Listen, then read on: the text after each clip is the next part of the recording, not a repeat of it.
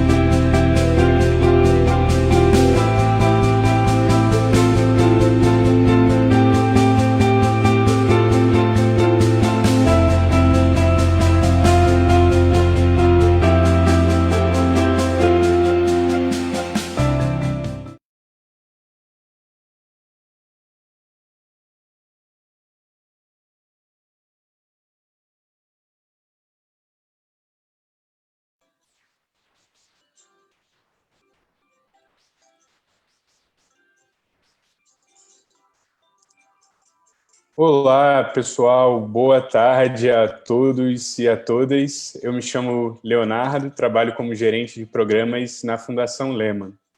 Bom, desde pequeno tive o privilégio de ter uma família que valoriza muito a educação, né? E por conta do impacto que a educação teve na minha vida, eu decidi trabalhar na Fundação para que mais pessoas tenham acesso a essa oportunidade, né? Que realmente é muito transformadora.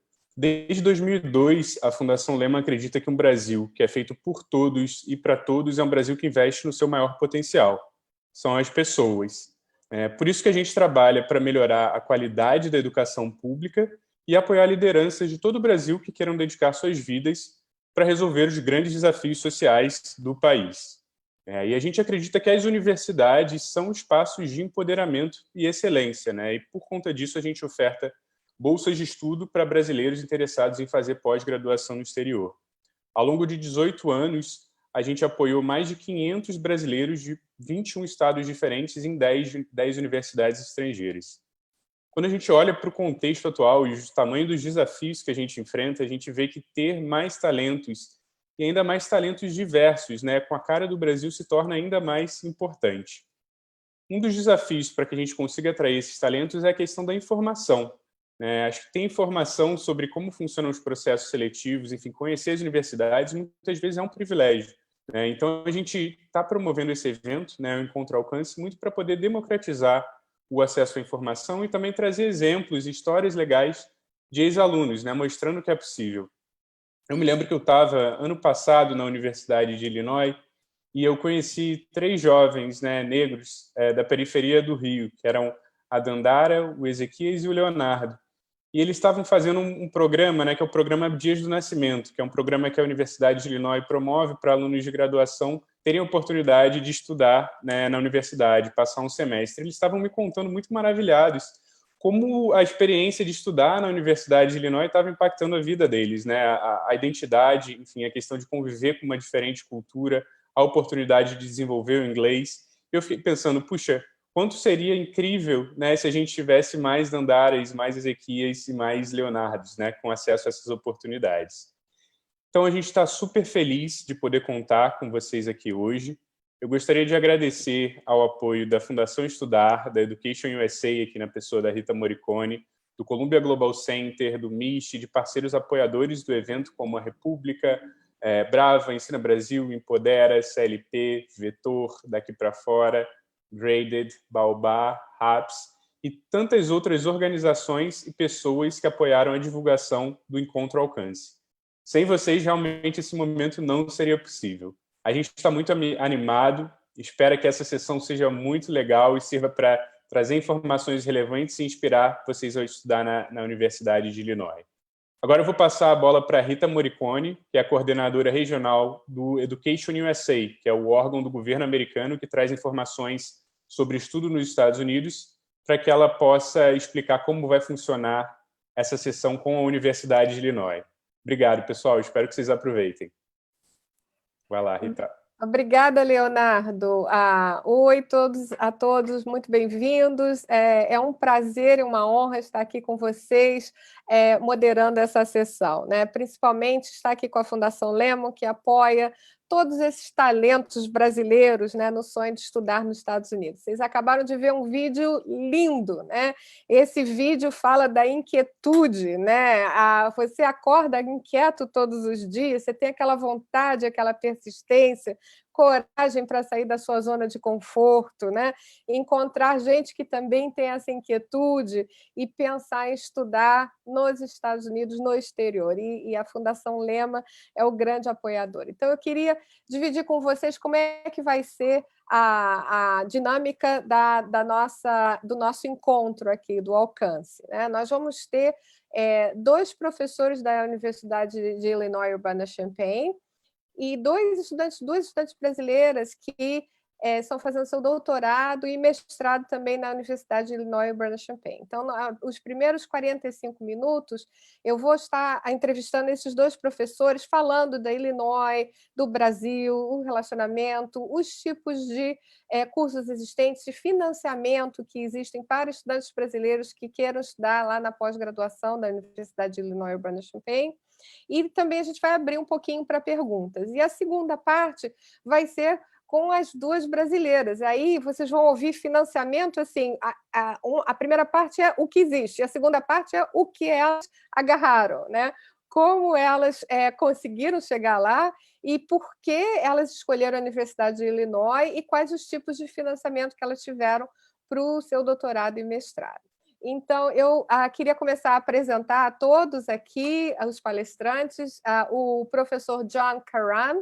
Ele é o diretor do Centro Lehman de Estudos para Brasileiros na Universidade de Illinois Urbana-Champaign, e ele atua lá desde 2015 como professor associado de estudos brasileiros. A sua função atual, ele é responsável pela parceria da Universidade de Illinois Urbana-Champaign com a Fundação Lehman.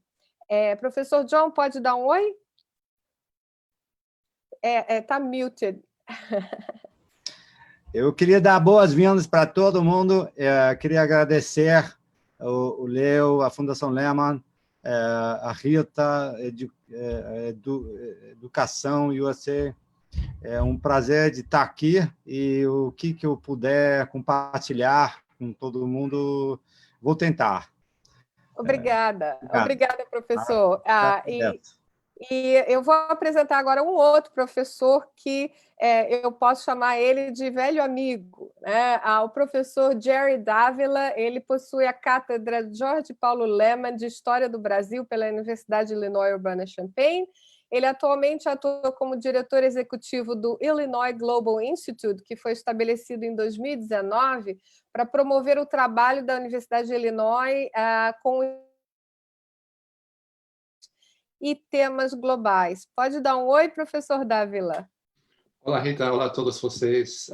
Leonardo, obrigado pelo convite de estar com vocês aqui hoje. Acho muito legal ter a oportunidade de conversar sobre as possibilidades de estudo aqui. Muito obrigada.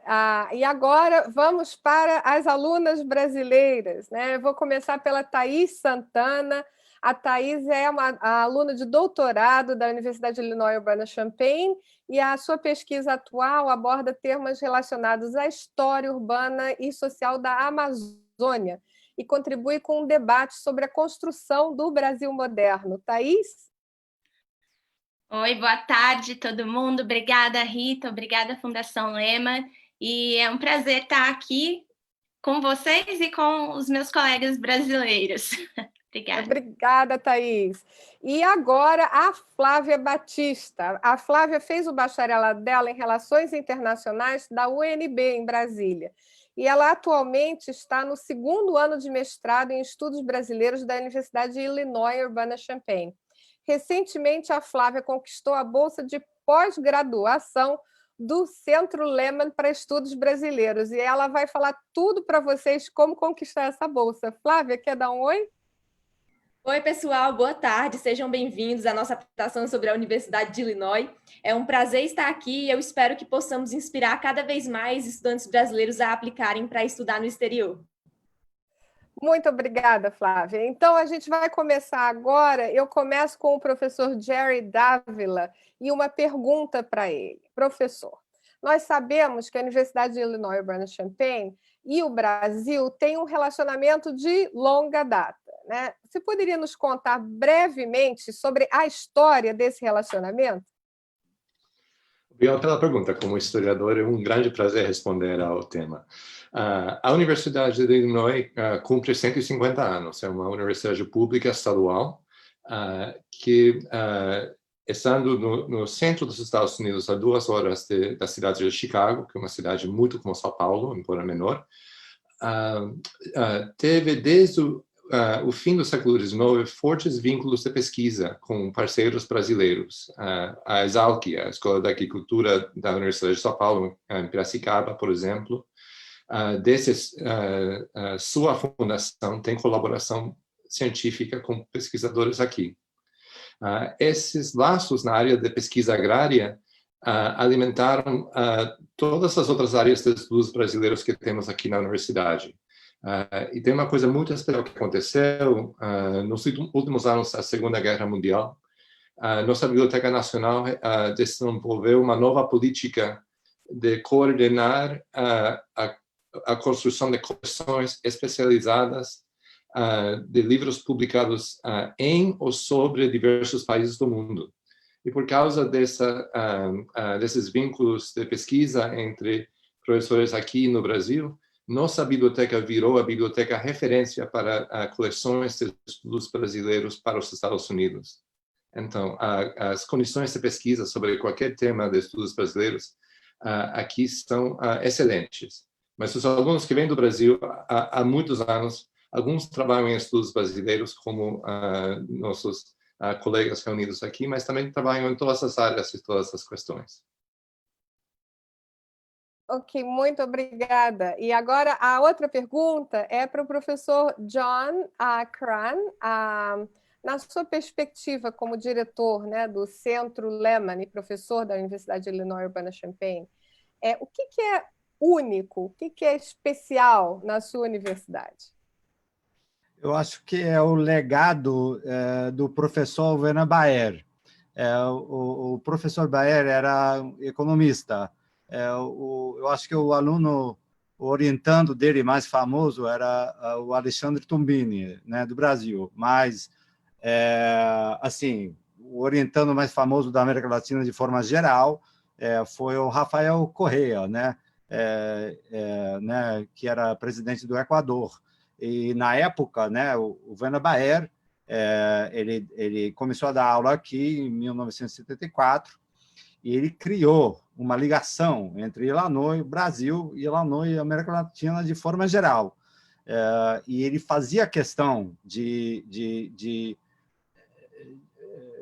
conversar e tentar recrutar brasileiro, latino-americano de forma geral, para vir para cá para estudar. E essa aí foi nos anos 70, 80, 90, antes assim, da internet, que, né, o pessoal mandava carta, e ele corria atrás e defendia.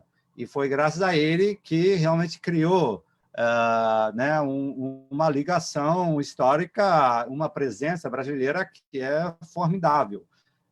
Aqui no campus, eu converso com minha filha, né, que tem 6 anos, em português, porque eu não queria que ninguém me entendesse. Ela nasceu em Chicago. Tem até brasileiro em Chicago, mas não muito. Aí eu queria esculhambar ela em português sem ninguém me entender. Mas aqui não dá. Eu converso com ela em português E sempre vem alguém, você é brasileiro? Daí eu falo, não, eu sou meu brasileiro falso, a gente tem família, mas eu nasci nos Estados Unidos mesmo. Aí é graças ao professor Werner Baer, né, que realmente tem uma presença brasileira marcante aqui. Muito obrigada, professor Johnny. Eu vou aproveitar e fazer uma outra pergunta que eu acho que toda a nossa audiência está louca para saber dessa pergunta, que são as oportunidades de financiamento da Universidade of Illinois Urbana-Champaign, né? Quais são essas oportunidades para os brasileiros interessados em mestrado? E se o senhor puder falar um pouquinho também, eu soube que vai ter um acordo, que é o Acordo Empodera, que vai trazer uma diversidade regional, uma diversidade também gênero, raça, para a Universidade de Illinois, e eu adoraria que o senhor pudesse falar um pouquinho mais sobre isso. Tá. Bem, o Centro Lehman,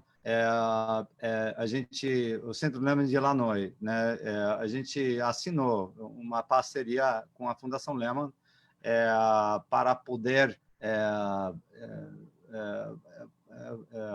para brasileiros, afro-brasileiros, negros, indígenas, brasileiros com deficiência também, para poder estudarem em vários programas de mestrado. Inclusive, tem um programa de mestrado em estudos latino-americanos, tem outro programa de mestrado em saúde pública, tem vários outros ramos. Assim, para poder aplicar para essa bolsa especificamente, tem que aplicar primeiro para o departamento, né? E o próprio candidato aplica para o departamento, vamos dizer, de estudos latino-americanos. Aí, a partir do momento que passa, aí que encaminha o dossiê para o Centro Lehman, que a gente forma um comitê para avaliar, e outros departamentos vão nomear também outros candidatos, aí a gente junta tudo. É uma bolsa por ano, então eu acho que a concorrência deve ser, deve ter uma concorrência, mas tem muito mais bolsa do que isso, né? Porque para poder fazer um programa de mestrado, programa de doutorado, os próprios programas, muito além de... Eu estou no departamento de espanhol e português. O meu colega, o Jerry, ele está no departamento de história.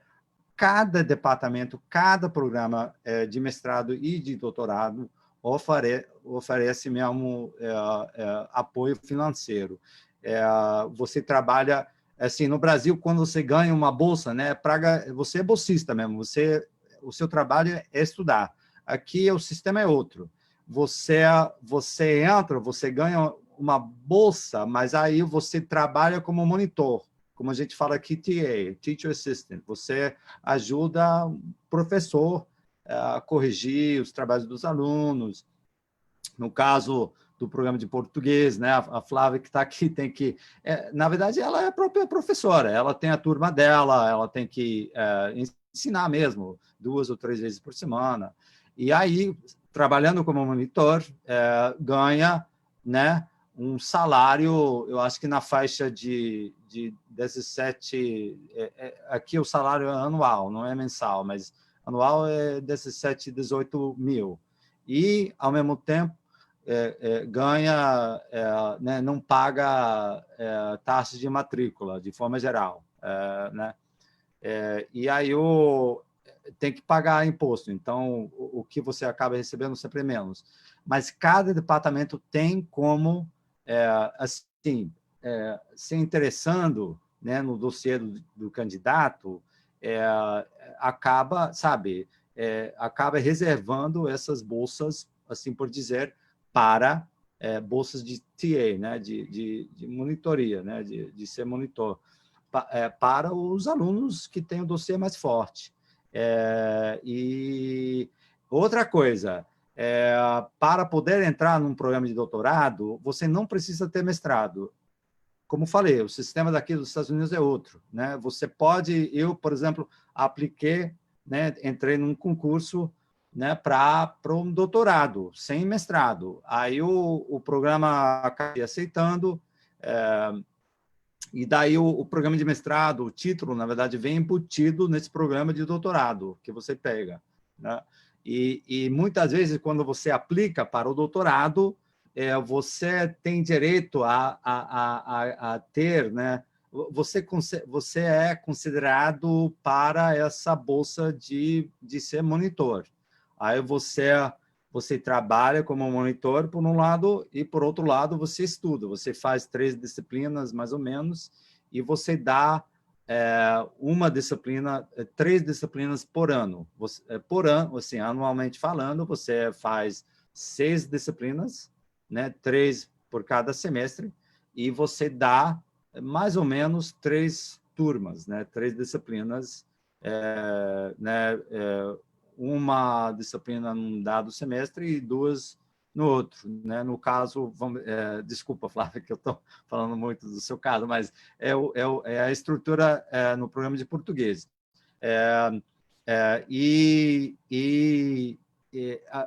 Espanhol, português, a gente não aceita aluno que a gente não apoia financeiramente, né? Essa aí que é um ponto fundamental, né? Não, quando você aplica, quando abre um concurso, o sistema é outro no Brasil. Abre o concurso, passa no concurso, você entra, né? Aqui a gente tem outra estrutura, né? A gente tem essa política de não querer um aluno fazer empréstimo bancário, assim, ninguém faz isso, ninguém deveria fazer isso, né? Então, a gente só, assim, e no caso de português, aí é um número reduzido, né? Porque a gente não consegue apoiar financeiramente uma mestranda, mais do que uma mestranda por ano, né? E daí, o primeiro passo seria para o candidato escrever para o DGS, que é o Diretor de Estudos de Pós-Graduação. Detalhe, graduação em português é graduação, né? É undergraduate em inglês. Pós-graduação em português é graduate study, né? Então, quando falo de, graduate studies, estou falando de estudos de pós-graduação. Então, é só olhar no site do programa onde é que você quer estudar, escrever diretamente para o diretor de estudos de pós-graduação, o DGS, the Director of Graduate Studies, fala que você está interessado, fala que você é do Brasil. Brasil é o país do presente e do futuro aqui no campus, né? Estamos aqui, né? E não importa crise, não importa quem está no poder, realmente o Brasil está aqui, embutido, né, para sempre, eu acho.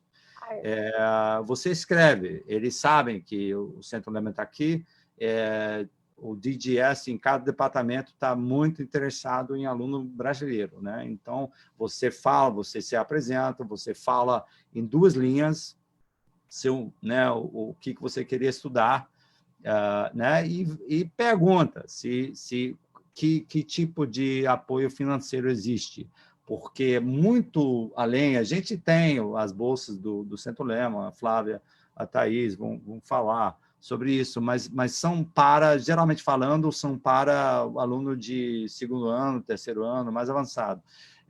Mas isso não quer dizer que não existe muito financiamento no campus, né? Eu diria que a grande parte de mestrandos e doutorandos estudam graças a esse sistema de apoio financeiro. Obrigado. Desculpa se eu falei demais. Não falou, não. Eu até vou fazer uma outra pergunta, following up, mas só falando um pouquinho sobre o acordo Empodera, né? Alguns dos departamentos aí que tem o acordo é o Departamento de Agricultura e Economia de Consumo, o Departamento de Environmental Sciences, né? Que é meio ambiente, o Departamento de Educação, de Política, Organização, Liderança, o Departamento de Educação, Finanças, Administração, Kinesiologia, a saúde comunitária e health sciences em geral. E eu acho que você mencionou uma coisa muito importante, que é o monitoramento, o monitor, que é o teaching assistant, né? E é uma palavra também que o estudante brasileiro não conhece tão. Então, quando você quer aplicar para algum tipo de posição, que é o teaching assistant ou research assistant. E aí a minha pergunta para você também, com relação ao doutorado em específico na Universidade de Illinois, Urbana-Champaign, quais outras oportunidades existem para brasileiros? Você quer falar um pouquinho do Werner Bayer Fellowship? Com certeza. O Werner Bayer, né, era, como falei, era economista que realmente criou essa ligação forte, foi graças a ele. Na verdade, vem de longa data, né, a relação, como o Jerry falou, a Rita.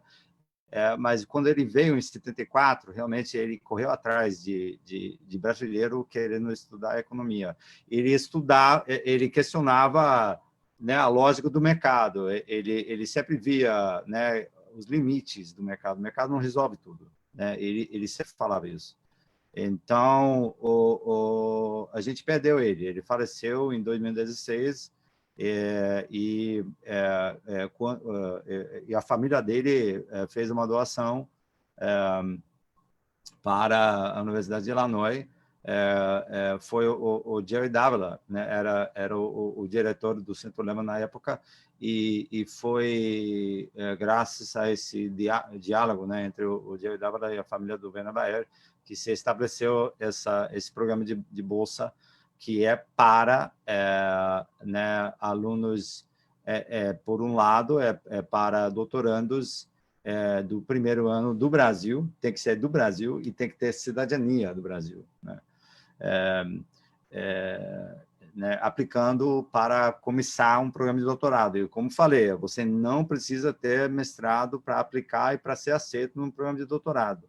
E, por outro lado, se não qualquer um, não importa a ascendência, pode aplicar se estiver estudando no Brasil no quarto ano, que, geralmente falando, no programa de doutorado, no quarto ano, você começa a fazer a sua própria pesquisa, né, de campo, assim por dizer. E aí o Werner Bayer Fellowship acaba apoiando financeiramente essa pesquisa. Agora, como você aplica? Você não aplica. Você aplica para o departamento. O departamento vai achar, né, você é forte e tal, vai concorrer e tal. Aí vai juntar, né, seu dossiê, outros, e vão encaminhar para o Centro Lehman. Aí a gente forma um comitê que vai acabar escolhendo, né, os eventuais bolsistas, né? E então, e todos os departamentos sabem, né, dessa bolsa. Então, não importa, departamento de ciência política, departamento de economia, tem, assim, para poder aplicar para o Werner Bayer, para a bolsa mesmo, só tem determinados programas. Tem economia, ciência política, geografia, história, linguística, ciência política, psicologia, sociologia, agronomia. Você pode ir até o site da gente, do Centro Lehman de Illinois. Eu posso usar o chat aqui? Eu posso encaminhar Pode sim. Eu vou até fazer uma outra pergunta agora para o professor Jerry Davila, aí você pode usar o tempo para encaminhar o site no chat, por favor. Então, muito obrigada. E a pergunta agora para o professor Jerry Davila, eu vou mesclar duas perguntas. Uma pergunta da nossa audiência, que acabou de chegar, e uma outra pergunta que seriam os principais requisitos, né, para inscrição para um mestrado e para um doutorado na University of Illinois, Urbana-Champaign, né? E à luz da pandemia que a gente está passando, alguns desses requisitos mudaram. E só colocando uma perguntinha a mais do nosso público, a Maria Eduarda da Silva perguntou: o tempo de conclusão do doutorado interfere quando não cursou o mestrado? ou a relação é só com a área de pesquisa? Eu vou começar com essa última pergunta primeiro. Nos programas que têm mestrado e doutorado conjunto, varia, dependendo da situação do aluno. Em alguns casos, se entra uma aluna no programa que já tem mestrado, que está muito alinhado do ponto de vista do preparo e dos cursos que a aluna realizou, e sua área de pesquisa já está bem desenvolvida, pode contar boa parte desse trabalho para o doutorado. Por outro lado, uma coisa que nós sempre esperamos é que as ideias das pessoas evoluem. E, por exemplo, um bom tema de pesquisa de mestrado pode ter o resultado de que o candidato ou a candidata sabe que não vai ser por esse caminho que vai fazer pesquisa para o doutorado. Isso pode ser um sucesso. Então, o tempo disponível para desenvolver os trabalhos de doutorado é mais comprido porque tem essa margem para a pessoa adaptar de um tipo de estudo, uma temática de pesquisa para outra. Então, depende realmente da situação da pessoa. Agora, a minha orientação seguiria a do professor Karam, que o primeiro passo seria entrar na página de admissions do programa de estudo ou do departamento da disciplina.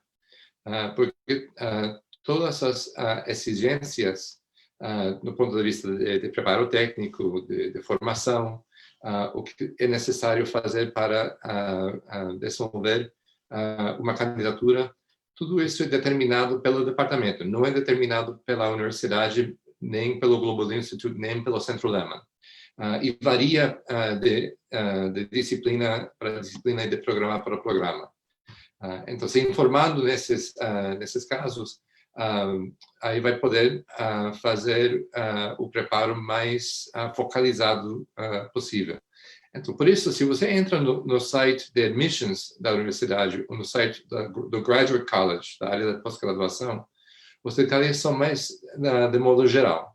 Os detalhes mais pontuais referentes ao ingresso a um programa de estudo estão aos cuidados do próprio departamento. E os departamentos vão também fazer suas próprias decisões de como lidar com o impacto da pandemia. No tempo para terminar o curso, os materiais que são obrigatórios para inscrever uma candidatura, etc.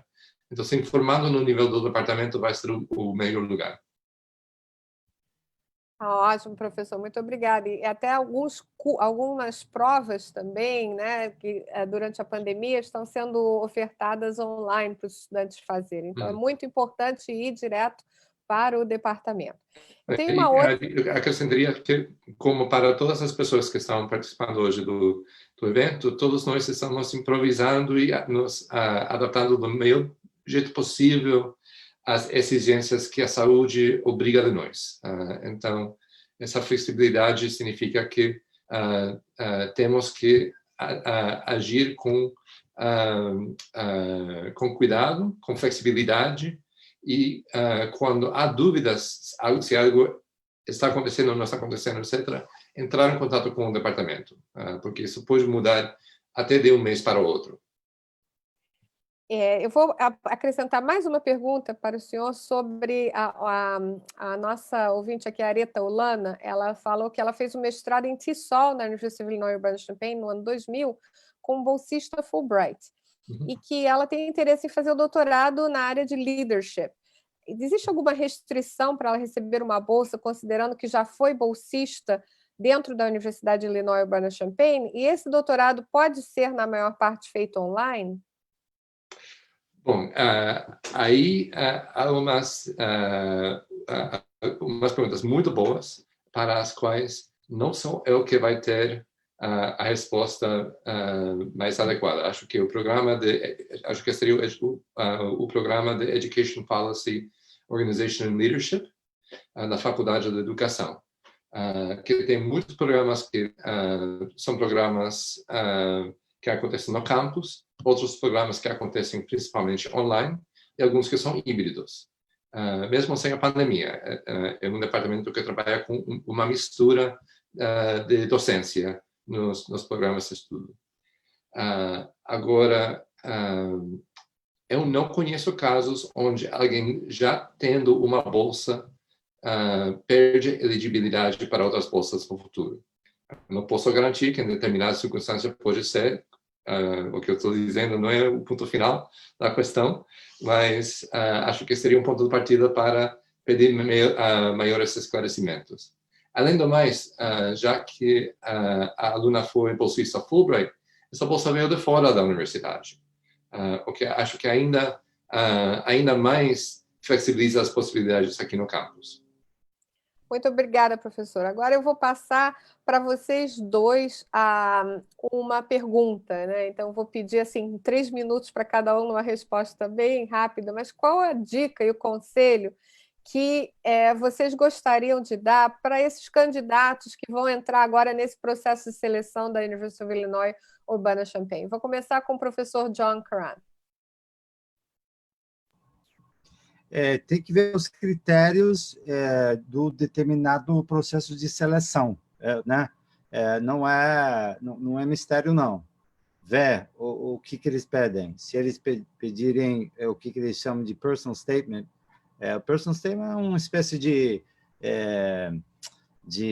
declaração de quem você é e o que você queria fazer, mas tem que ser, né, um trabalho lapidado, assim, em termos de tem que falar, não é projeto de pesquisa, né? Como o Jerry falou, né? Que, né, a gente espera que os estudantes têm que evoluir, né?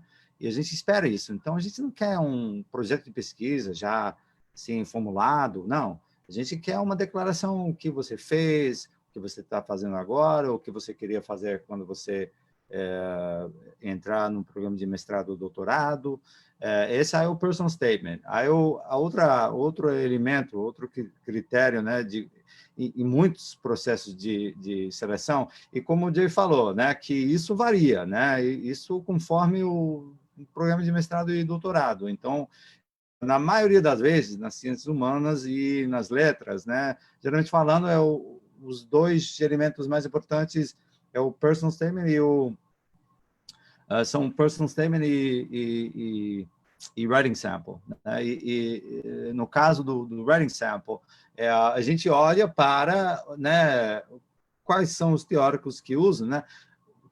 Mas a gente olha muito mais na habilidade de poder escrever e fazer uma linha de argumentação e não é, sabe, não é o pé da letra de inglês. Muita gente se preocupa com o inglês. Não é o inglês mesmo, é o jeito de pensar. Agora, isso também depende de cada departamento. Agora, eu estou no departamento de espanhol e português. Então, português, na verdade, é muito mais importante do que inglês. Né? Inglês, aí você... né, o que a gente não quer é alguém chegando sem poder falar, né, português, né? Inglês, aí você, Estados Unidos, você acaba absorvendo até, né? Mas então não, o writing sample, né? Se você aplicar para, vamos dizer, saúde pública, né? Né, a maior parte do seu trabalho vai ser em inglês, aí tem que mandar um writing sample em inglês. Isso não é muita coisa. Assim, se você escrever um trabalho de final de curso em português, é só uma questão de traduzir, perguntar a alguém que domina bem o inglês para te dar umas dicas aí para poder corrigir. Mas esses dois elementos são os mais importantes, o personal statement e o writing sample, que tem que fazer. E não dá muita bola para o GRE. O GRE é importante, TOEFL é importante, mas assim, eu estou falando por mim, eu não olho muito para qual foi a nota do GRE, qual foi a nota do TOEFL. Não, qual é a ideia central que a mestranda, a doutoranda tem? Como é que pensa, né? Isso que é o mais importante. Obrigado. Obrigada, professor Jerry Dávila. Sim, nessa linha, como vocês podem ver, o processo de seleção aqui é bem diferente que no Brasil. Nós não temos vestibular, então ser o primeiro colocado no vestibular não é como você ganha a vaga na universidade. Muito pelo contrário, o processo é um processo de avaliação de um conjunto de materiais que a candidata organiza. Essa redação, o personal statement, é super importante, como o professor Karen falou. E também, como falou, precisa ser muito bem polido. Geralmente, os programas de estudo já tem uma série de perguntas ou temas que eles pedem do personal statement. Responda às perguntas. Siga as instruções. Tudo isso é muito importante. Porque o departamento está pedindo de você o que eles querem saber sobre você para poder fazer uma avaliação entre muitos candidatos, muitas candidatas que são muito muito capazes. Outra coisa é o writing sample, uma amostra de seu trabalho, seus trabalhos de pesquisa, no nível de mestrado, no nível de graduação, que você pode usar para mostrar sua capacidade de raciocínio, de interpretação de fontes, de definição de metodologias. Essa parte também passa a ser muito importante. E a terceira são as cartas de recomendação, que não é um modelo muito usado no Brasil, mas é um modelo muito comum aqui, que são cartas que seriam escritas por professoras que trabalharam com você. Então, essa área de carta de recomendação, acho que é um dos grandes incógnitos do nosso sistema, por ser uma coisa tão diferente da cultura acadêmica no Brasil. As melhores cartas são cartas que provêm de alguém que conhece seu trabalho, que esteve numa situação de avaliação de seu trabalho. Ou seja, não foi o colega de trabalho que escreveu a carta, dizendo que você é fantástico. Isso não ajuda na sua candidatura. A sua professora, num curso onde, na verdade, você sofreu para conseguir atender às exigências do curso. E essa professora pode falar do trabalho que você fez para superar os obstáculos que esse curso apresentou para você. Esse tipo de carta é a coisa mais importante, porque mostra como você vai lidar com os desafios que você vai ter pela frente. Essa é uma carta dizendo que você foi a melhor aluna na história do programa. Isso não informa nada no processo seletivo. Ao contrário, a carta que fala de forma específica sobre o seu jeito de trabalhar, sobre as áreas onde você ainda precisa de crescer como aluno. Se você não precisa crescer, não precisa estar aqui. Esse nível de detalhe é o tipo de detalhe que ajuda a comissão seletiva a fazer a interpretação de todo o conjunto de material que você encaminha na sua candidatura. Obrigada, professor. Nós estamos com muitas perguntas, então eu vou tentar sintetizar algumas perguntas que são muito parecidas, né? Uma das perguntas que foram feitas antes, durante a fase de registro, foi: a pós-graduação é horário integral? Ou tem como fazer a pós-graduação e trabalhar? E essa pergunta é muito parecida com a pergunta que a Thalita Larissa acabou de fazer. A dela é um pouco mais específica. Ela pergunta: é possível fazer um mestrado na Faculdade de Direito da Universidade of Illinois Urbana-Champaign com bolsa da Fundação Lehman e trabalhar de forma remunerada como Teaching Assistant no Departamento de Estudos Brasileiros simultaneamente? Eu acho que eu vou pedir ao professor Karam para responder essa.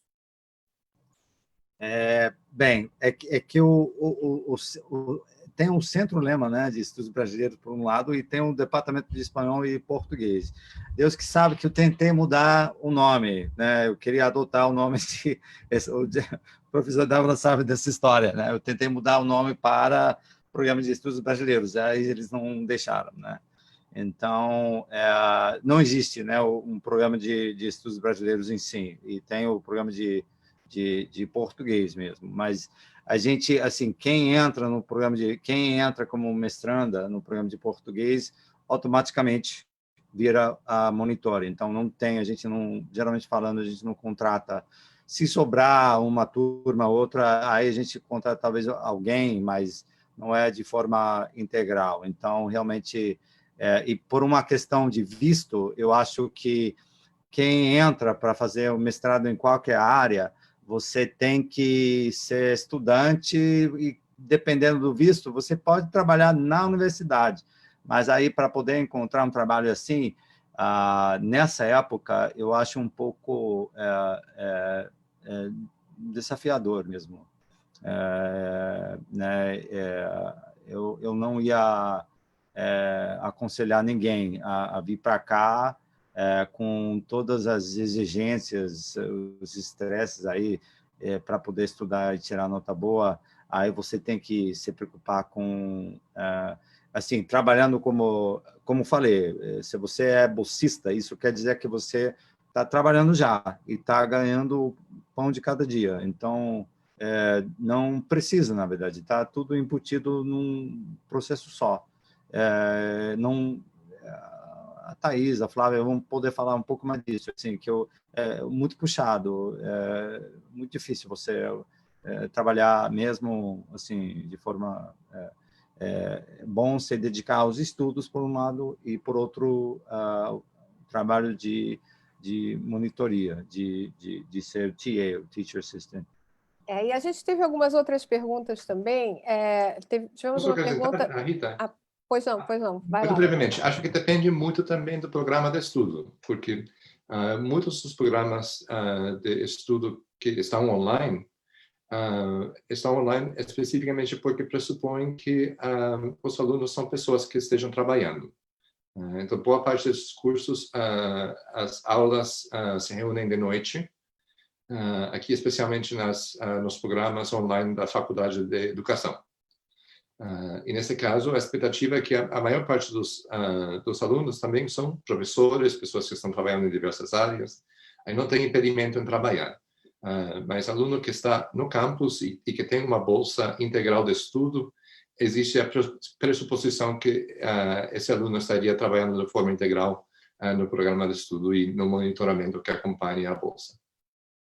Obrigada. E tem a ver com as outras perguntas também. Tem muita gente fazendo perguntas assim, tem alguma bolsa para doutorado em Química, né? Então, falar com o departamento, né? O próprio professor Caran falou dessa moça do mestrado. Existe uma bolsa de mestrado na Faculdade de Direito que cobre 100% dos custos, mas não seria o TA dentro da parte de espanhol e português, né? Então, para todos esses, é só entrar em contato diretamente com o departamento. Mas eu queria uma pergunta em particular de um estudante de doutorado da USP, e que eu estou colocando dentro dessa pergunta, que eu imagino que ele queira fazer uma pesquisa, uma visita, assim, tipo uma bolsa sanduíche, né, que é muito comum aqui no Brasil, que é a bolsa de pesquisa. Ele pergunta, existe alguma forma de ir antes para pegar fluência e depois participar das atividades da universidade? Pergunta para o professor John Caran.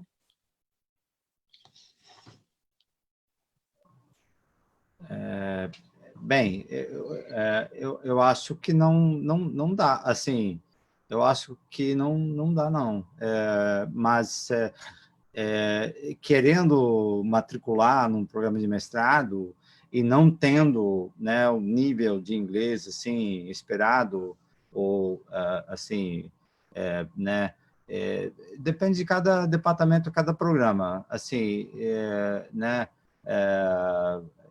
né, no caso de português, se não tiver a nota mínima exigida pela Graduate College, que na verdade que cria esses critérios para todos os programas de pós-graduação, se não tiver essa nota mínima para Graduate College, aí tem que fazer um cursinho extra para aprimorar um pouco o inglês, não é problema. Para a gente, agora, para outro programa, eu não sei.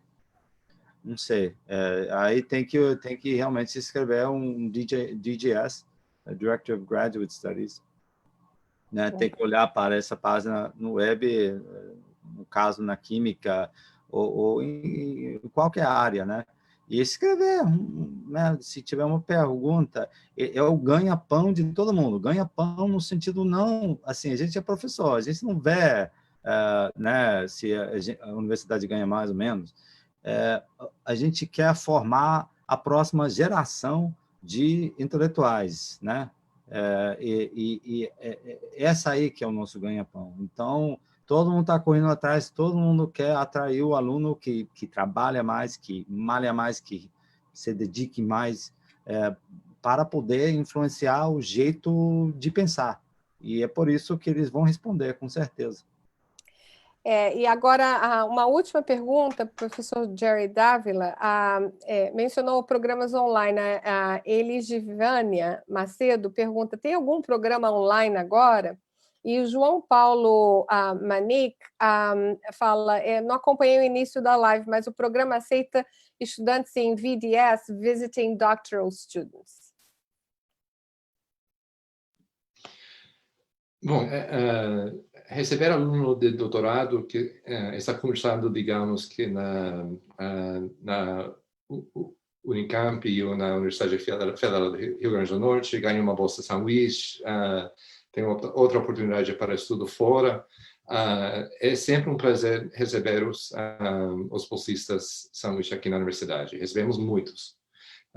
E são pessoas que desenvolvem seus trabalhos de pesquisa, com acesso a recursos da universidade, participam de eventos do Centro Lehman e de outras unidades do campus, podem ser ouvintes nas aulas. Em alguns casos, algumas universidades têm convênios um pouco mais estruturados que podem usar para esse tipo de intercâmbio também. Do ponto de vista de cursos online e também dessa questão de isenção de taxas de matrícula, uma coisa que vale a pena levar em mente quando vocês pesquisam sobre programas de estudo aqui, é que vocês podem ver que, por ser uma universidade bastante grande, com muitos programas com diversas orientações, existem muitas versões de programas de pós-graduação, algumas que são inteiramente online. Você pode achar esses cursos através dos departamentos e das faculdades. Programas que são híbridos, você pode fazer os cursos online, mas também passar um tempo aqui no campus. Também existem alguns programas onde não há isenção de taxas de matrícula. São programas que são organizados com um modelo econômico onde os custos do programa são arcados pelas taxas de matrícula que o programa recupera, que é uma forma de ampliar o número de programas de curso, além do que a universidade poderia sustentar com o orçamento guarda-chuva da universidade. Então, você quer ficar atento aos programas que podem oferecer isenção de taxas de matrícula, podem oferecer bolsas, outras que precisam ser pagas as taxas de matrícula, e programas que alguns são ao vivo e outros são online. Ok, muito obrigada. Eu agora vou colocar um desafio para os dois professores, porque nós estamos quase sem tempo, então, que em 1 minuto vocês possam colocar a mensagem final que vocês gostariam de compartilhar com os candidatos em potenciais do Brasil para a Universidade de Illinois Urbana-Champaign. Então, professor Karan, 1 minuto. Tem que tentar. Não vai conseguir nada se não tentar. Quantas vezes que já apliquei, quantas vezes que já tentei conseguir uma bolsa, outra coisa, e não recebi, perdi. Muitas vezes.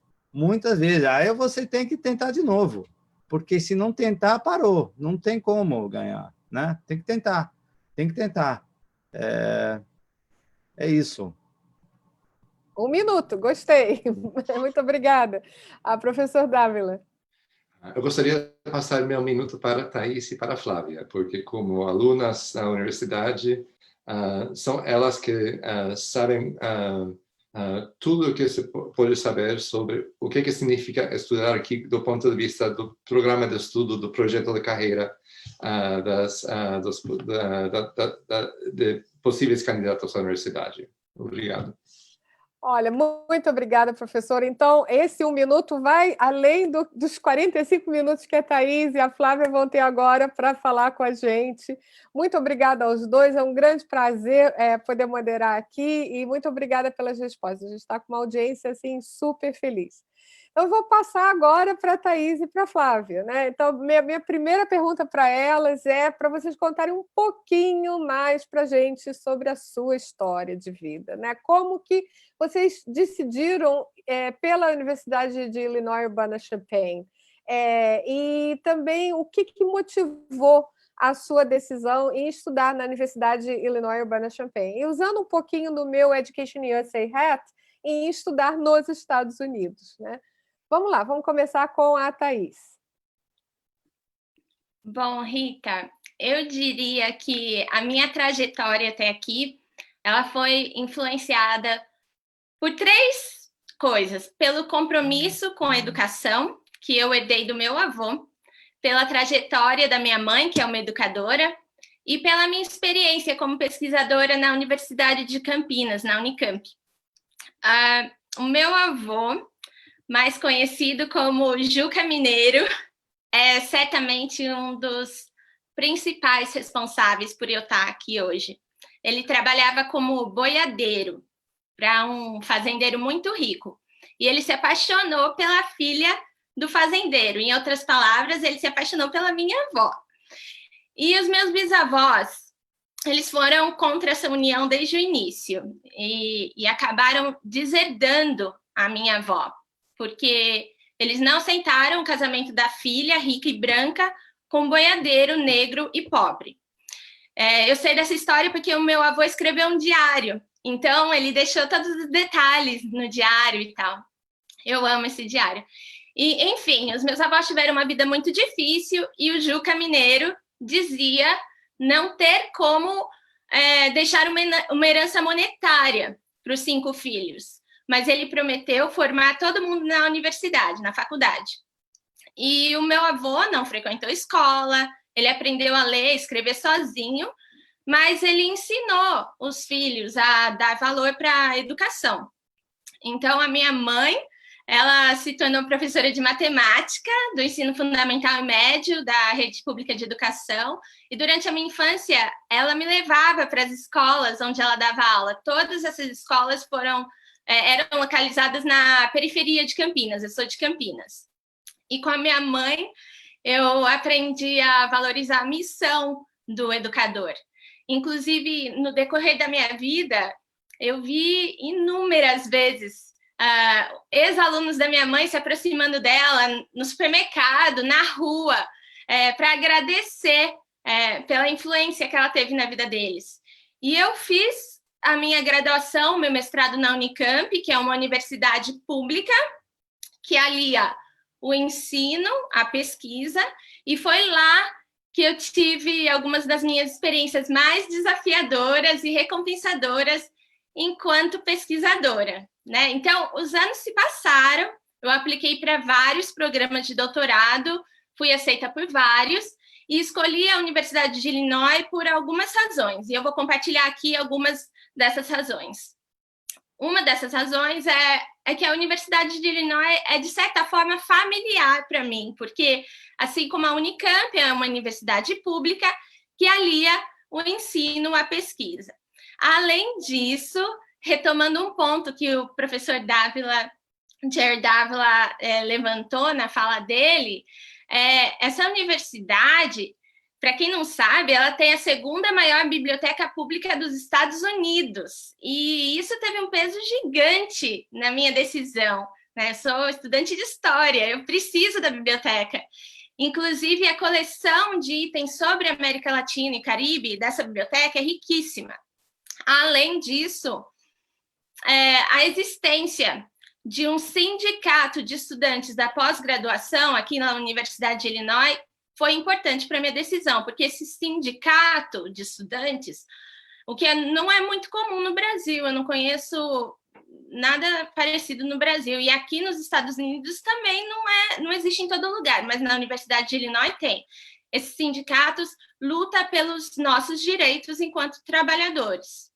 Mas eu preciso reforçar aqui que ser estudante de pós-graduação é desafiador em qualquer lugar do mundo e também requer vocação. É assim que eu penso. Então, os programas de doutorado nos Estados Unidos são, em geral, bem mais longos que os programas de doutorado no Brasil. Portanto, na minha opinião, realizar o doutorado apenas porque se ama estudar literatura, porque se ama estudar geografia, não é o suficiente. Tem-se que encontrar uma razão específica, um propósito para dar sentido a essa experiência. É isso. Muito obrigada, Thaís. Agora vamos passar para a Flávia. Flávia, fala um pouquinho de como que você encontrou a University of Illinois. Obrigada, Rita. Então, meu nome é Flávia, eu tenho 23 anos, sou natural de Brasília, Distrito Federal. Atualmente estou no 2º ano do meu mestrado na Universidade de Illinois em português, oficialmente, mas é um pouco mais sobre Brazilian Studies, estudos brasileiros. Então, a minha história não foi nada fácil estar onde eu estou hoje. E eu acredito que a minha história é muito familiar, né, para as pessoas que estão nos assistindo agora, porque eu estudei a minha vida inteira em escola pública. Sou natural da periferia de Brasília, não é Brasília mesmo centro, eu moro em Samambaia, que é uma cidade que fica a 20 minutos do plano piloto, e fui a primeira da minha família a ingressar numa universidade federal, e vou ser a primeira a conquistar o título de mestre, né, quando eu terminar o meu mestrado na Universidade de Illinois. E, então, a minha vida inteira foi estudando em escola pública. Fui aprovada na Universidade de Brasília, no curso de Relações Internacionais, que é um dos melhores cursos da América Latina. Ainda no ensino médio, tive que entrar com um processo judicial para conseguir estudar, para conseguir começar, né? Porque eu era menor de 18 anos e aí, nessa época, não podia. E na universidade, eu me encontrei e decidi, como a Thaís falou, porque não é simplesmente você gostar de um tema ou outro, você tem que realmente ter aquele dom da academia, né? E você sente isso. Durante a graduação, eu vi que o que eu quero para a minha vida é ser professora universitária. É mesmo, porque assim, durante toda a minha vida, eu percebi que eu tenho um dom assim de ensino. Eu sempre gostei muito de ensinar, seja inglês, que eu participei de alguns cursos voluntários para ensinar inglês, espanhol, e entre outras matérias. Então, eu sempre tive esse dom de ensinar. Então, eu decidi desde o início que eu queria ser uma professora universitária. Esse é o meu sonho de vida. E durante a graduação, eu procurei meios de concretizar esse sonho. E quais foram esses meios? Procurar fazer programas de PIBIC, né, que é projeto para você escrever como se fosse uma mini dissertação, um mini trabalho de conclusão de curso, que você escreve e já faz um trabalho de pesquisa com orientação. Então, você começa a se inserir nesse mundo de trabalho acadêmico, de artigo, de norma ABNT. Então, é muito importante. Então, foi aí que eu fui definindo mais ou menos o que eu queria para a vida e que eu queria fazer um mestrado. Quando eu terminei a universidade em 2018, eu logo consegui um emprego como assessora de Relações Internacionais na Prefeitura de São Luís do Maranhão. Fiquei lá por um ano, mas aquele não era meu objetivo. Eu queria ser professora universitária e, portanto, teria que conseguir, né, um mestrado. Apliquei para a Universidade de Brasília porque eu não considerava estudar fora pelos altos custos. A gente sabe que é muito caro estudar fora sem bolsa. E também pelo fato de que eu não tinha as informações que eu tenho hoje sobre as possibilidades de financiamento que a gente tem nos Estados Unidos e na Universidade de Illinois especificamente. Mas um professor que trabalhou comigo na Universidade de Brasília, ele me colocou em contato com o professor John Karen e eu pude saber sobre essa oportunidade belíssima na Universidade de Illinois para ser mestranda em português, e foi aí que tudo começou. Foi realmente muito rápido. Eu lembro que eu recebi uma mensagem em dezembro e tive um mês para fazer TOEFL, para preparar os materiais, writing sample, personal statement. Nunca tinha feito isso na vida, nunca tinha saído do Brasil, né? Foi a primeira vez quando eu fui estudar. Então, assim, tudo muito novo, mas eu embarquei com tudo, porque, assim, o não a gente já tem. Então, eu fui atrás do sim. E, felizmente, fui aprovada e hoje estou na Universidade de Illinois. Então, na verdade, eu não apliquei para outro lugar, mas, assim, eu já vi que era realmente o lugar que eu deveria estar, porque logo quando eu fui aprovada, brasileiros já apareceram assim, oi, bem-vinda, ajudando. Então, a gente tem uma comunidade de brasileiros muito grande em Urbana-Champaign. Temos a Luso Brazilian Association, que é uma organização da qual eu tenho a honra de ser presidente, que visa muito isso, né? Receber os estudantes brasileiros e conectá-los. E o Centro Lehman, né, que foi outra forma que eu vi, nossa, estou indo para o lugar certo, porque vai ter um centro ali que vai poder me auxiliar, já que o meu objeto de estudo é o Brasil. Então, todos os meus caminhos me levaram à Universidade de Illinois. Eu acho que ela me escolheu, na verdade. Ah, fantástico. Eu vou continuar com você, Flávia. Eu vou te perguntar um pouquinho sobre o inglês, né? É uma pergunta até que a gente acabou de receber da Cibele Mello. Como vocês, alunos, venceram a barreira de inglês? Mas eu vou rebuscar um pouquinho essa pergunta, né? A gente sempre fala de inglês como um obstáculo, né, para os candidatos brasileiros irem estudar nos Estados Unidos, né? E nem todo mundo tem recurso para pagar inglês, né? Você falou, olha, eu fiz escola pública. Então, qual é a dica que você dá para esses candidatos que desejam melhorar o seu aprendizado de inglês? E como que você aprendeu o inglês para chegar até aí? Então, curiosamente, o inglês não é a minha primeira segunda língua. Eu estudei espanhol, eu estudo espanhol desde os 11 anos, então o espanhol é a minha segunda língua.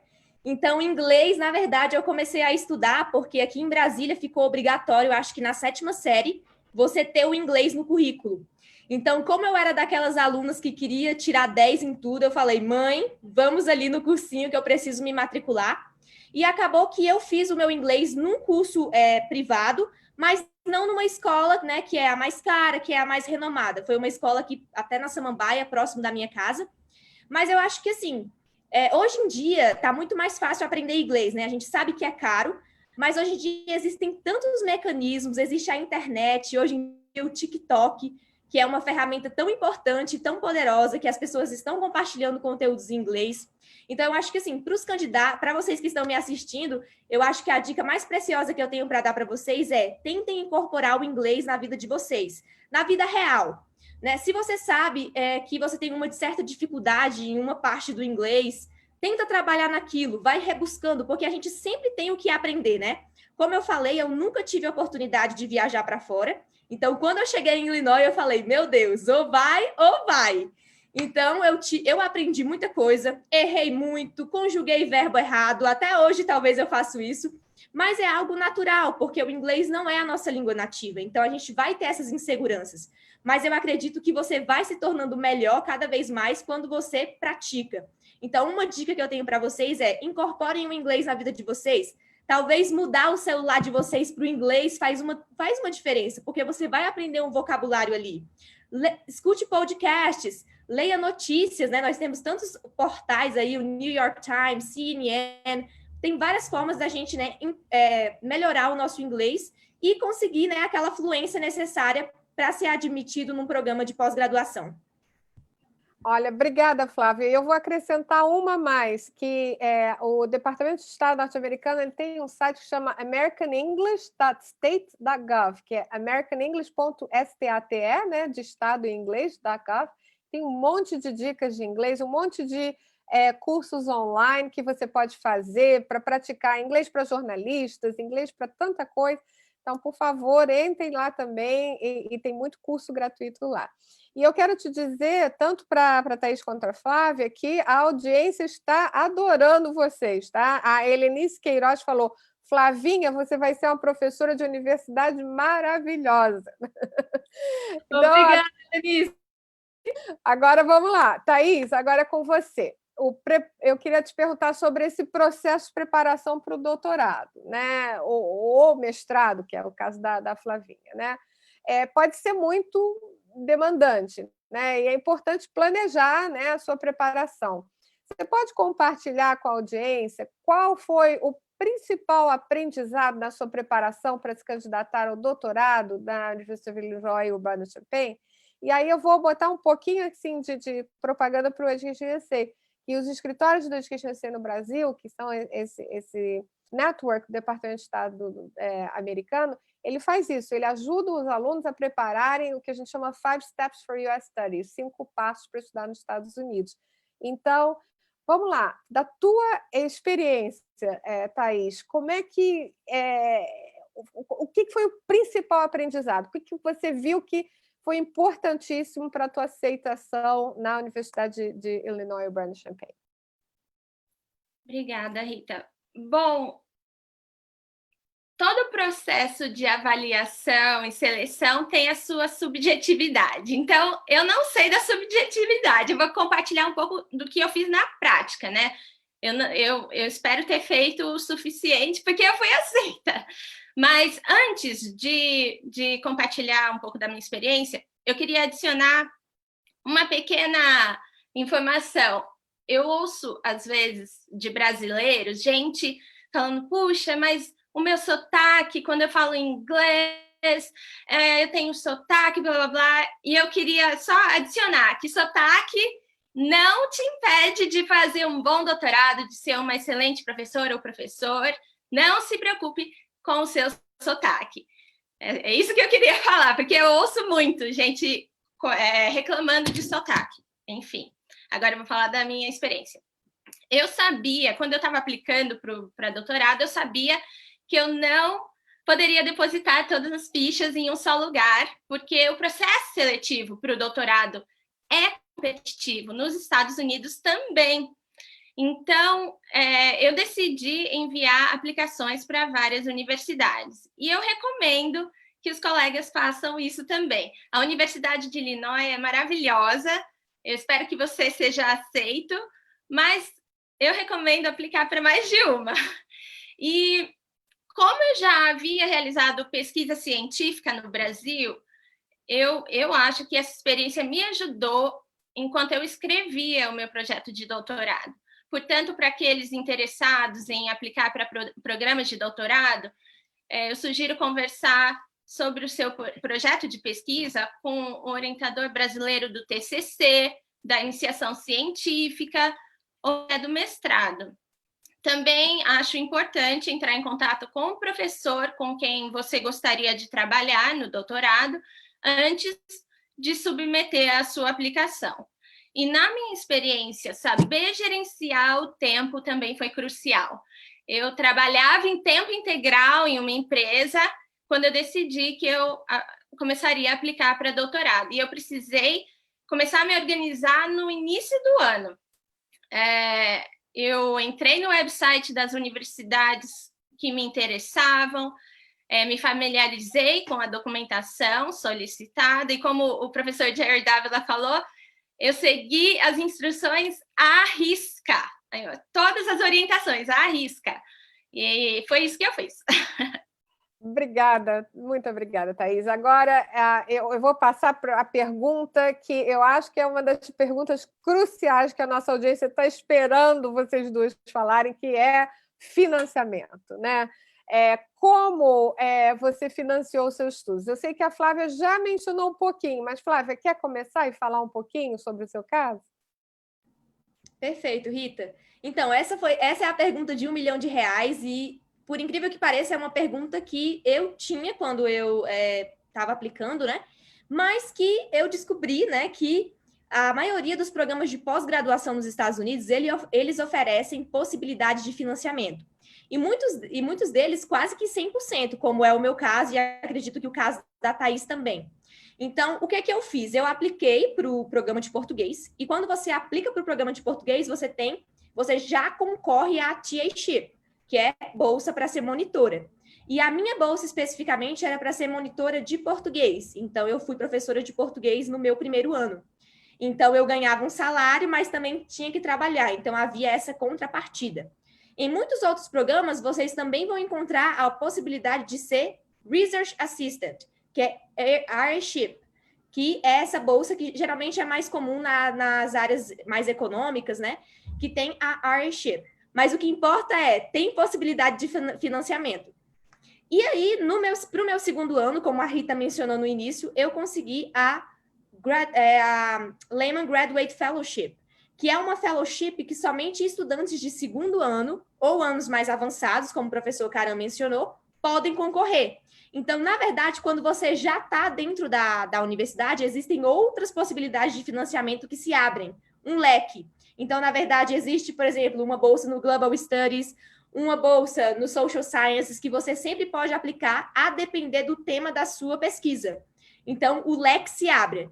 Mas o importante é que, assim, aplicando para os programas da Universidade de Illinois, geralmente você vai ter duas opções, TA-SHIP, RA-SHIP. e depois, a partir do segundo ano, você tem uma possibilidade aí aumentada de conseguir outros tipos de bolsa, como é o caso da fellowship, que no caso eu não tenho que trabalhar, eu tenho que somente me dedicar exclusivamente à escrita da minha dissertação de mestrado.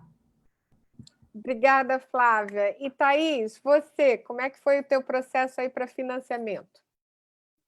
Bom, eu quero reforçar uma coisa que o professor John também falou. Somente após sermos selecionados pelos departamentos para os quais aplicamos, é que recebemos os dados concretos em relação a como arcar com os gastos dos nossos estudos aqui nos Estados Unidos. Em Illinois, por exemplo, o meu departamento me ofereceu uma bolsa de estudos válida por 1 ano. Depois desse 1 ano, eu ganhei essa bolsa de TA-ship, né, que eu dei aulas. Eu também trabalhei como assistente de pesquisa em um verão. Somente no meu 3º ano do doutorado, eu apliquei para a bolsa de pesquisa do Centro Lehman.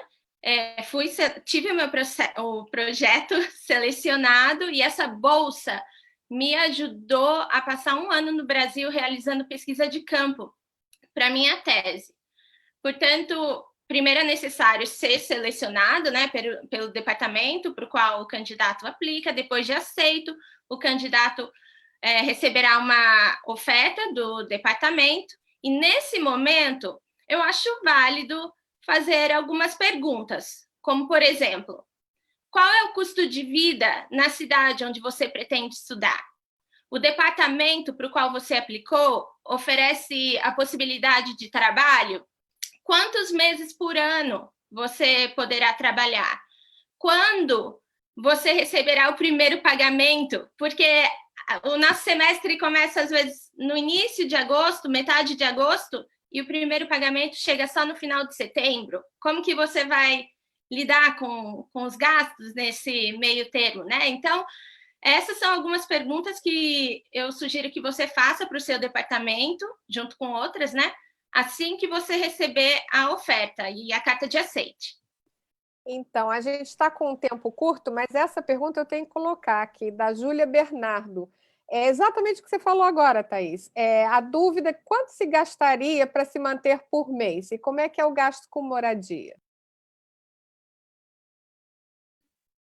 Bom, é uma boa... Porque essa questão de gastos, eu gostaria de conversar até com ela para saber o que ela espera da vida aqui, né?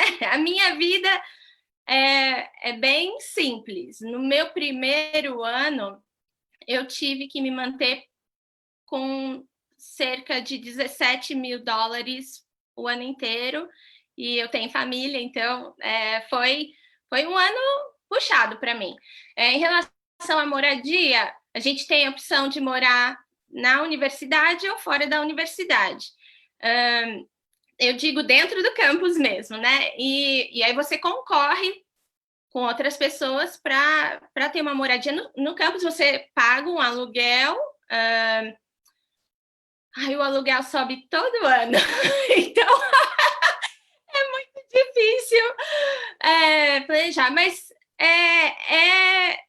cabe no orçamento. É bom fazer um budget. Eu faço budget.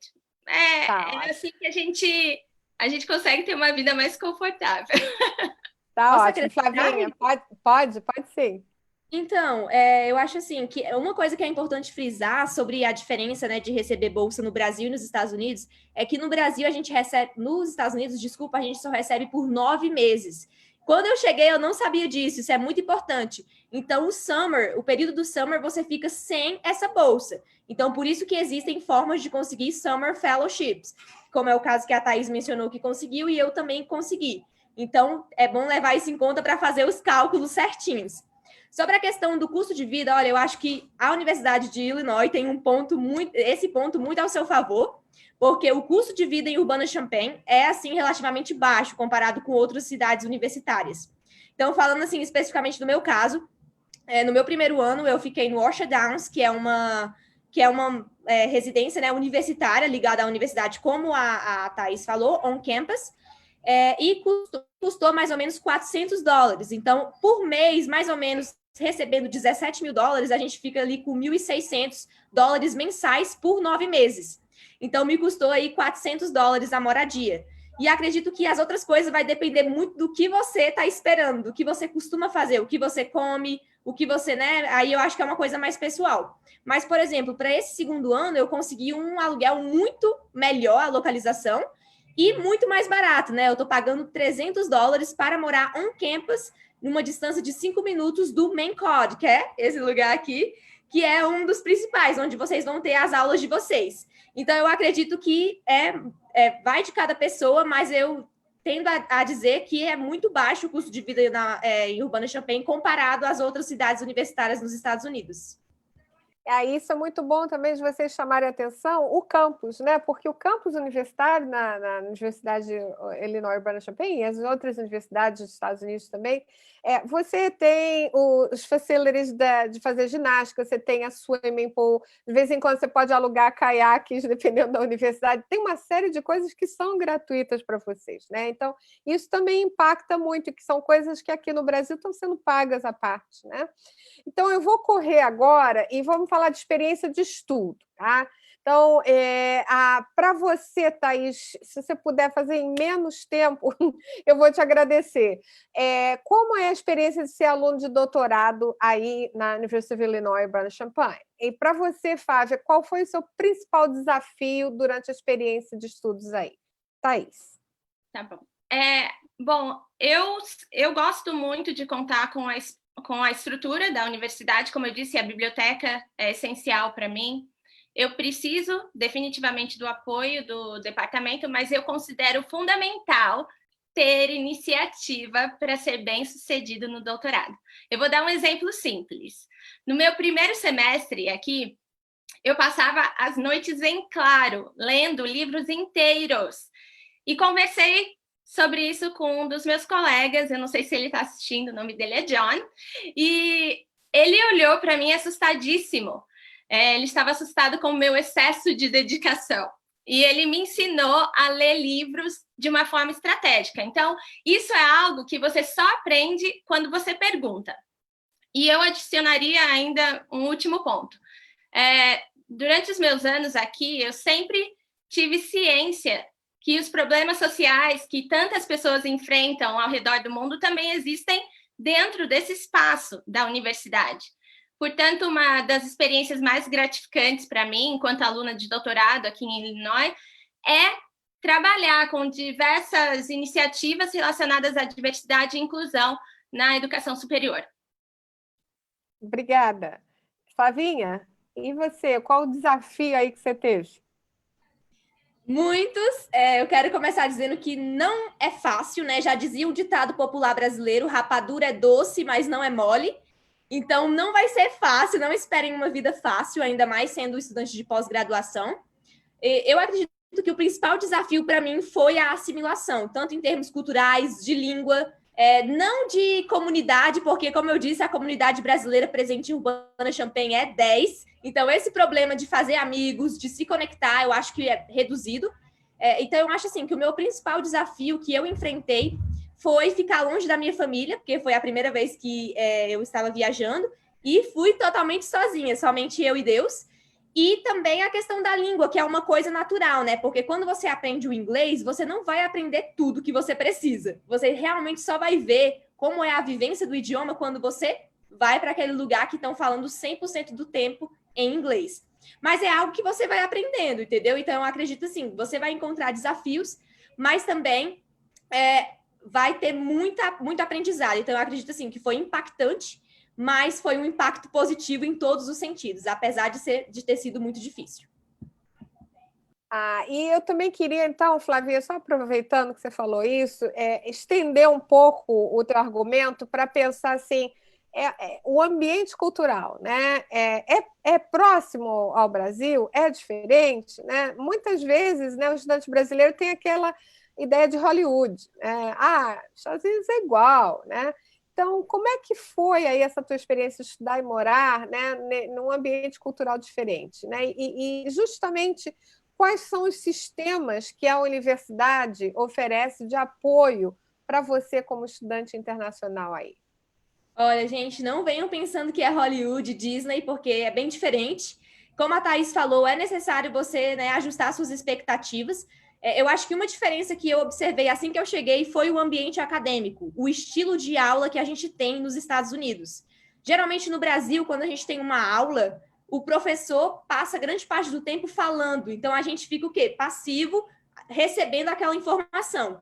Já aqui é totalmente diferente. Na minha primeira aula que eu sentei, a professora falou: você vai ser a leader of that discussion, você vai ser a líder daquela discussão. Então, você é que faz, entendeu? Muitas vezes você tem que liderar sobre um texto que você nem faz ideia. Então, lá nos Estados Unidos, porque eu estou no Brasil, lá nos Estados Unidos é muito assim, né? Você tem que ser proativo, você tem que produzir e você tem que trazer as suas dúvidas para o professor. Não somente, né, conseguir e absorver do professor, mas você também tem que contribuir. Então, eu acho que isso é uma diferença muito importante que é necessário os estudantes brasileiros terem em mente. Agora, sobre a questão das formas de apoio que eu encontrei em Illinois, olha, eu me arrisco a dizer que a Universidade de Illinois é uma das melhores no país para estudante internacional, né? Se eu não me engano, a Universidade de Illinois está entre as que mais recebem estudantes internacionais por ano. Então, existem alguns mecanismos que eu usei e recomendo que vocês também usem. Um deles é o ISSS, que é um escritório especializado nos estudantes internacionais. Então, eles vão dar toda forma de apoio, seja com emissão de I-20, o I-20, seja com dúvidas relacionadas ao visto e também com a sua inclusão na vida universitária, no campus. Por exemplo, eu lembro que no meu primeiro semestre teve uma viagem organizada pelo ISSS para a Indiana, na qual eu fiz os amigos que eu levo até hoje lá em Illinois. Então, foi muito importante, porque você conhece pessoas de outras nacionalidades e até brasileiros e consegue criar a sua rede de contatos, a sua rede de amigos, que é importante também, né, no processo de pós-graduação. Tem um outro grupo chamado Globe, que é um grupo de estudantes que o principal objetivo do Globe é conectar estudantes domésticos e internacionais para também criar essa rede de contato. E tem a Luso Brazilian Association, como eu já disse, que se você é um estudante brasileiro e for admitido, espero que vocês sejam, nós estaremos felizes em recebê-lo. Nós temos eventos semanais, que geralmente o nosso objetivo é atingir os estudantes internacionais que estão aprendendo português. Então, a gente precisa mesmo da galera do Brasil para poder fazer com que eles se sintam nessa experiência real do português, né? Porque eles estão aprendendo a língua. Então, é isso. Eu acredito que na Universidade de Illinois vocês vão encontrar diversas redes de apoio para estudante internacional, para que você se sinta menos, assim, longe de casa e faça da Universidade de Illinois a sua casa. Então, Thaís, agora eu vou fazer essa pergunta para você, mas eu queria também fazer alguns comentários aqui da audiência. A Cleo Marques disse assim: Flavinha, você e Thaís são grandes exemplos para os jovens que querem ingressar na universidade fora do país. Parabéns, meninas, né? A audiência está adorando vocês. Então, vamos lá. Para você, dentro dessa temática, né, do ambiente cultural diferente, né, Thaís, o que você mais gostou dessa experiência de estudar nos Estados Unidos? O que você recomendaria para o aluno que ele aproveitasse ao máximo essa experiência? Rita, eu acho que o que eu mais gostei é também o que eu recomendo para outro aluno que vier para cá. Essa liberdade que a gente tem para assumir as rédeas da nossa própria trajetória. No meu caso, além de me ajudar a começar a entender o Brasil de uma forma mais profunda, ter a possibilidade de estudar a Amazônia ressignificou o meu ofício e também me deu amigos pessoais e amigos de luta que eu vou levar para o resto da minha vida.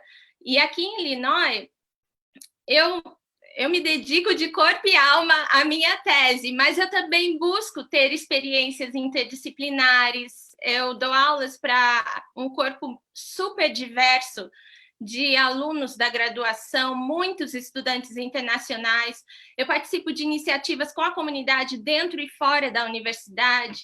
Enfim, são várias as oportunidades de aprendizado que têm enriquecido essa trajetória que eu escolhi para mim. E eu acho que quem vier para cá vai ser muito feliz com isso. Então, gente, olha, eu fui mesclando as perguntas e as respostas, então agora a gente vai passar assim muito rapidamente para a mensagem final, né?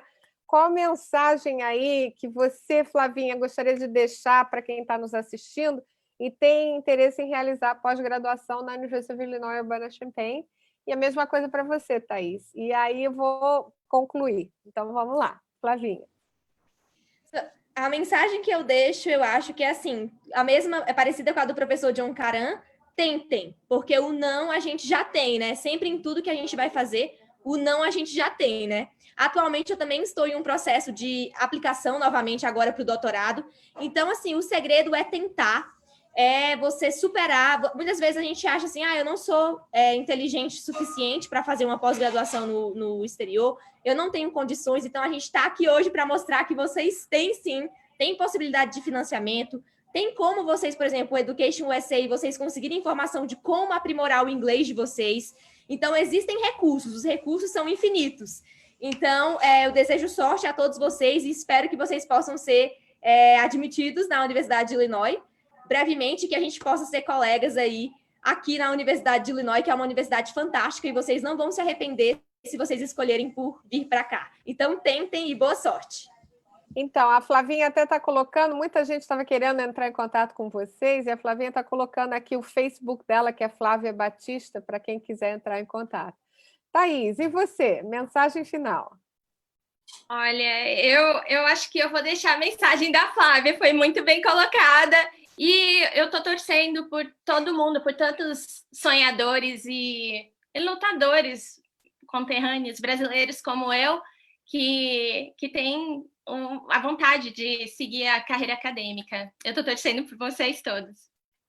Muito obrigada, Thaís. E eu queria rapidamente falar a todos que o Education USA, nesse sábado, ele vai ter a feira virtual, a nossa primeira feira virtual. A gente sempre traz as universidades americanas para o Brasil, em feiras educacionais, em que vocês têm contato direto com o representante responsável pela sua admissão.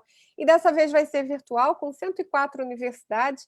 Então, por favor, procurem a gente no educationusa.org.br e se inscrevam para a feira, né? Tem um vídeo muito bonito da feira que a Fundação Lehman também está colocando aqui para vocês verem, e vocês vão poder falar diretamente com todas essas 104 universidades, falando dos seus processos de admissão da graduação e da pós-graduação também. Eu queria encerrar, então, agradecendo a todos os palestrantes. Eu queria também convidar a todos que a Fundação Lehman vai fazer a próxima sessão agora para falar do mestrado em empreendedorismo social na Universidade de Southern California, né? Que vai ser agora às 7h15. Então, se vocês puderem se juntar a gente às 7h15 para a próxima sessão em empreendedorismo social, e esse mestrado na USC, University of Southern California, adoraríamos ter vocês. E eu queria também falar um pouquinho que todas essas sessões vão ser postadas na página do evento, o link, né, para o site com as informações sobre o processo de inscrição de mestrado e doutorado da University of Illinois Urbana-Champaign. Então, por favor, acessem o site da Fundação Lehman para ter acesso a todas as sessões e toda essa informação. Em nome da Fundação Lehman, Education USA, parabéns, eu acho que vocês empolgaram a audiência, né? É aquela coisa, a inquietude. Eu adorei o vídeo da Fundação Lehman, né? Porque a inquietude é que põe a gente para frente, a inquietude é que tira aquele tapete de baixo dos seus pés, né? Quando você está viajando para os Estados Unidos, você não tem aquela sensação, está no avião e falou, o que eu fiz? Né? Puxei o tapete de baixo, né? Minha zona de conforto, e você está trazendo outras zonas de conforto, outro conhecimento para vocês, e a beleza desse network, né? Que a gente chama de... o que a universidade agora dá a vocês? É o 21st Century Skills, né? É aqueles soft skills que vocês precisam para entrar nesse mundo globalizado e para alcançar os sonhos. Então, eu acho que todos nós aqui estamos correndo para alcançar os nossos sonhos. Aos dois professores, Karan e Dávila, muito obrigada pela presença hoje. Thaís e Flávia, vocês foram maravilhosas. A parte de financiamento, acho que ficou muito claro para a audiência. É possível vocês estudarem nos Estados Unidos, as universidades americanas a nível de pós-graduação têm muito financiamento para vocês. Apliquem, apliquem, apliquem. Muito obrigada a todos, uma boa noite e obrigada à Fundação Lehman por esse fantástico alcance. Vamos todos alcançar o nosso futuro. Um abraço.